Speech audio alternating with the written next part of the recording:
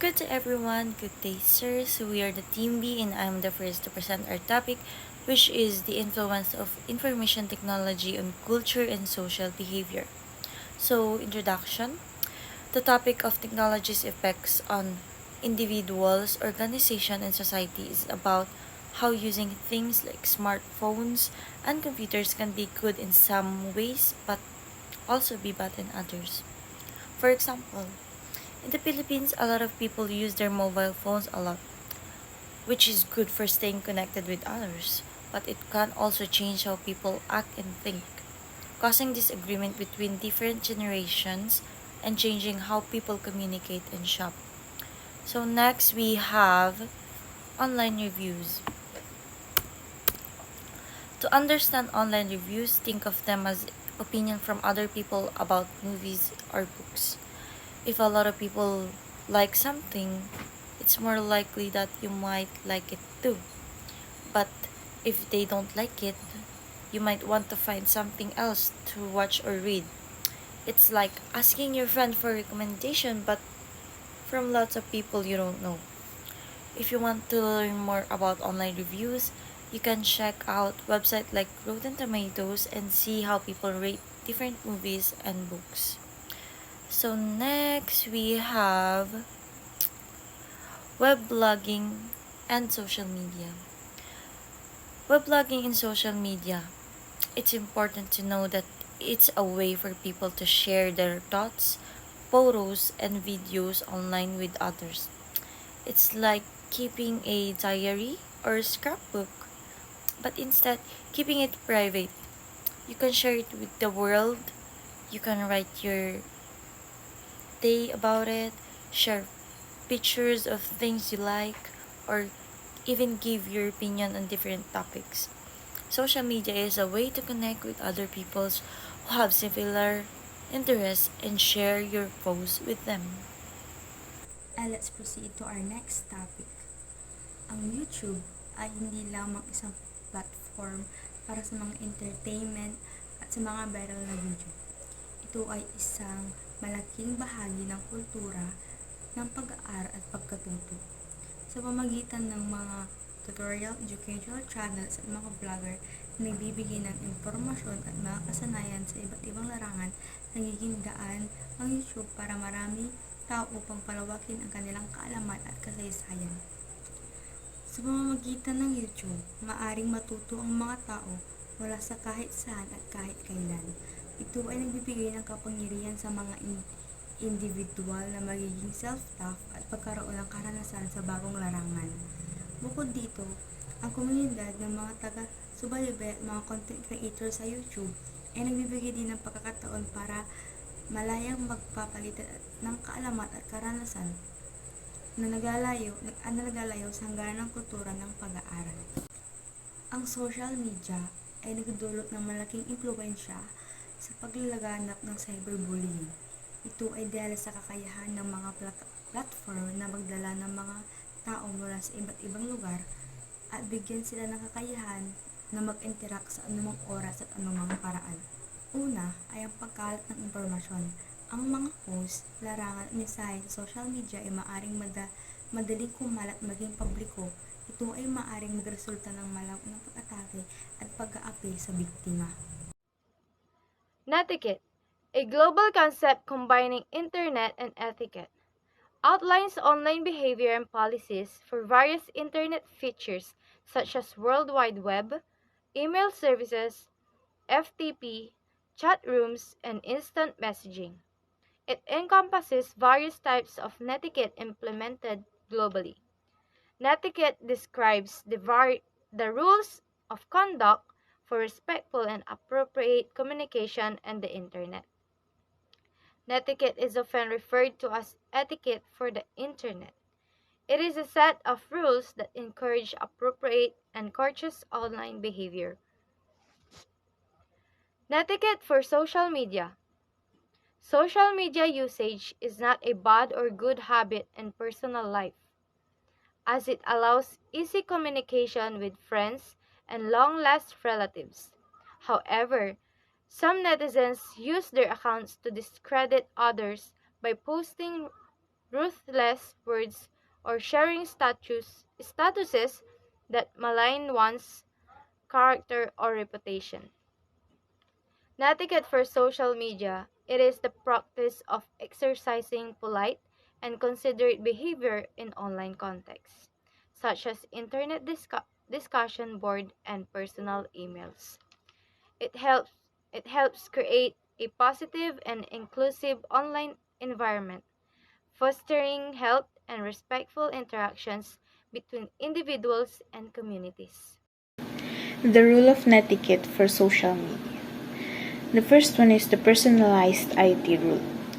To maintain a positive social media presence, it's crucial to limit the number of friends or followers you accept, as the key is to focus on who you interact with and who you do so. The next one is the off-limits rule. The off-limits rule advises individuals to understand their limitations when they're expressing opinions on various topics, including school, religion, personal information, workplace, and politics, to avoid potential negative consequences. The next one is the tag your ID rule. Be cautious when tagging someone in your status post or photos, and consider restricting them from tagging you. Always prioritize your safety and consider others' personal boundaries. Now, for the next topic, I will discuss netiquette for email services. Email services allowing sending and receiving professional to personal email worldwide are utilized in various contexts.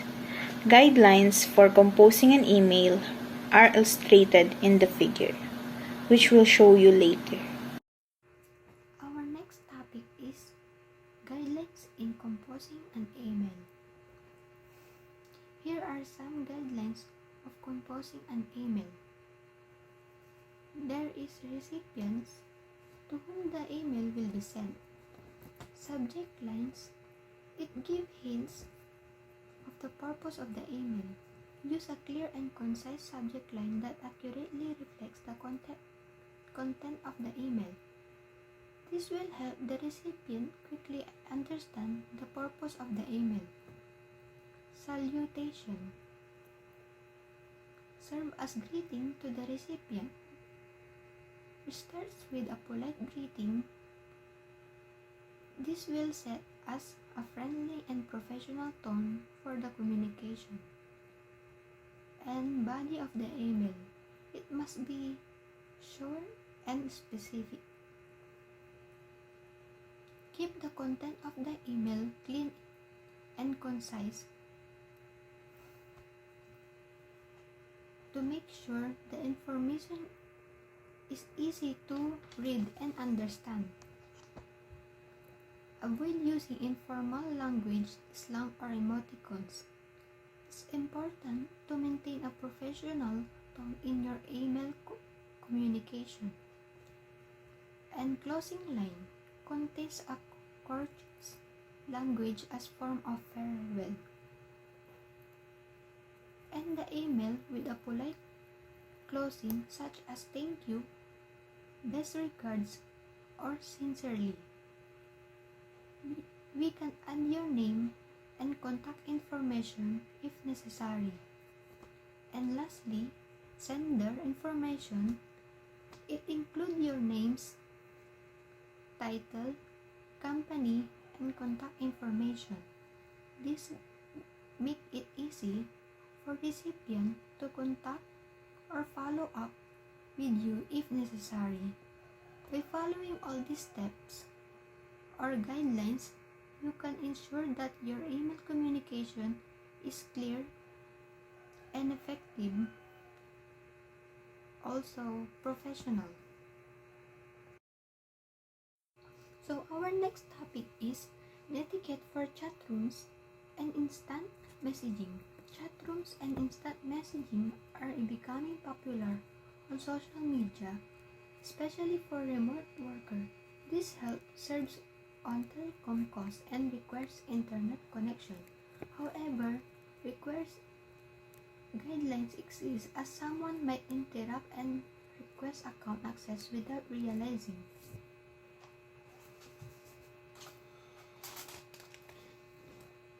Netiquette for chat rooms and instant messaging includes being polite, using proper grammar and punctuation, and not sharing personal information with strangers. It's important to remember that behind every username is a real person, so treat them with respect. To fill any gaps in your understanding of netiquette for chat rooms and instant messaging, you can find resources online such as articles and videos on social media.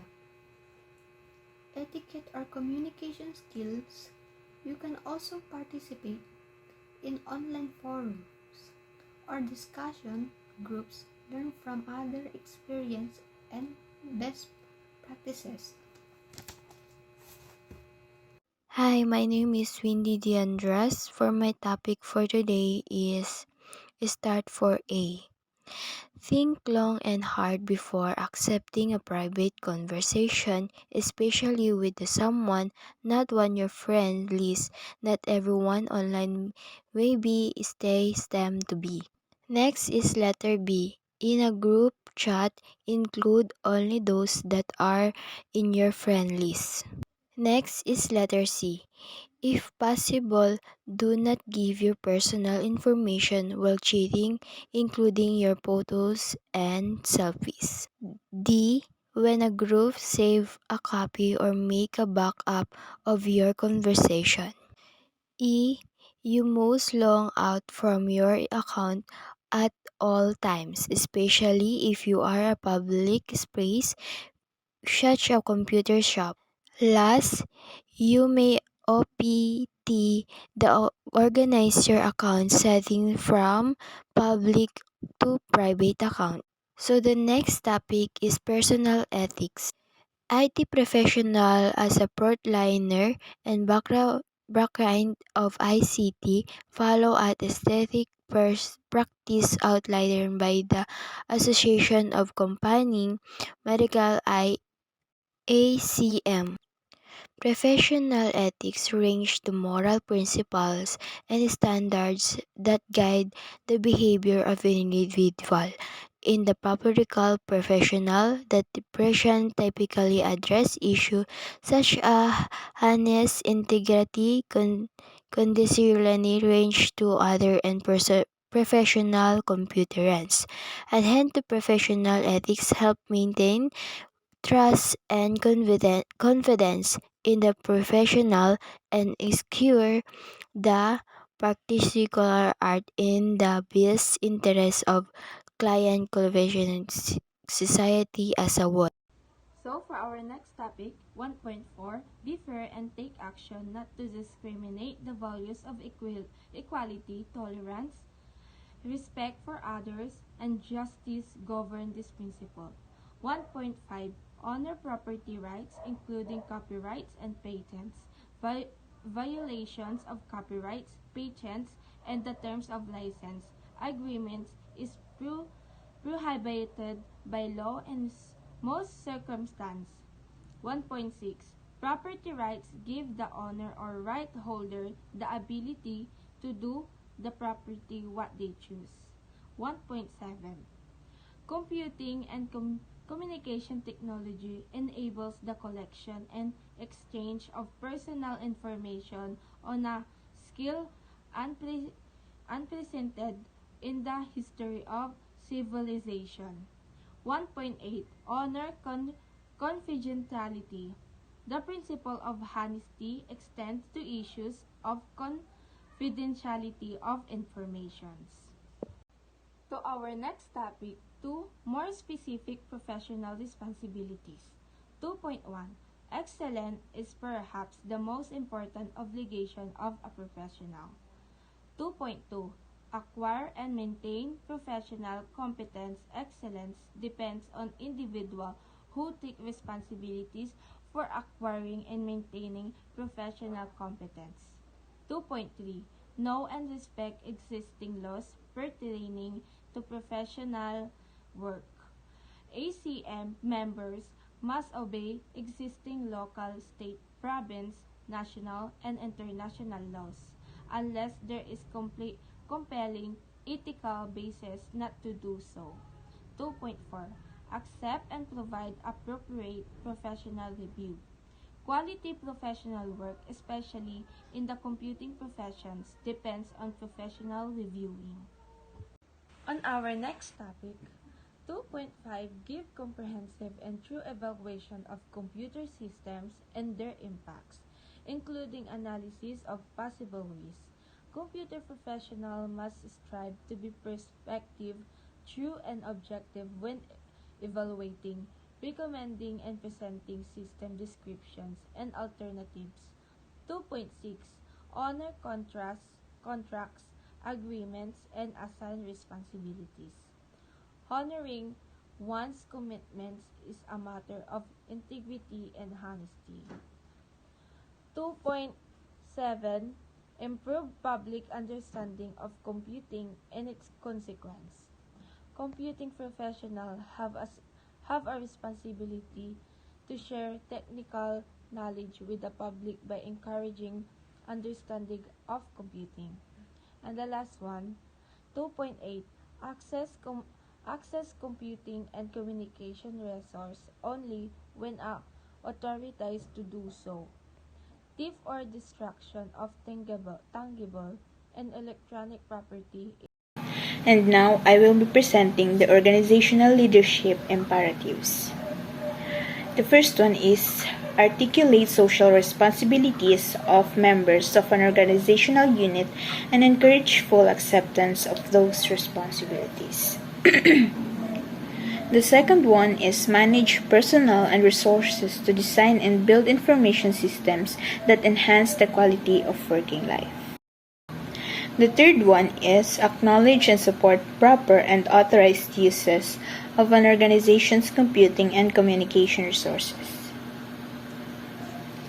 And for the fourth one, ensure that users and those who will be affected by a system have their needs clearly articulated during the assessment and design of requirements. Later, the system must be validated to meet requirements. For the fifth one, articulate and support policies that protect the dignity of users and others affected by a community system. For the next one, create opportunities for members of the organization to learn the principles and limitations of computer systems. And this one are the compliance with the code. The first one is uphold and promote the principles of this code. And the second, treat violations of this code as inconsistent with membership in the ACM.